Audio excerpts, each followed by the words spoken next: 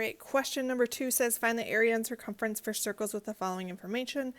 Enter exact answers in terms of pi. Again, remember, they already have pi added to the end of each of my answers, so I do not need to type pi into my calculator. I do not need to type it into the blanks. Again, we're finding area, so let's use the pen again. So A equals pi r squared. Notice here I have my diameter. I know D equals 18. I'm going to do this in green up here. So D equals 18. And remember, your radius equals D divided by 2. So to find my radius, I'm going to do 18 divided by 2, and I get 9 as my R value.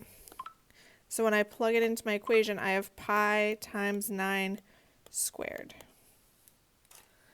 If I go ahead and square 9, I get 81. So we have 81 pi as our final answer. Again, we're talking area, so my units are going to be feet squared. Oh, sorry, excuse me. They're inches squared. And this is my final answer. Again, pi is already included, so I just want to type in 81 into the little blank one. So I have 81 and 81. All right, the next thing we need to find is circumference. Remember, your formula for circumference is C equals 2 pi r. And again, we just need to plug in that radius we already found, which was 9 up here. So we're doing 2 pi times 9. Really what I'm doing is 2 times 9, which gives me 18 pi.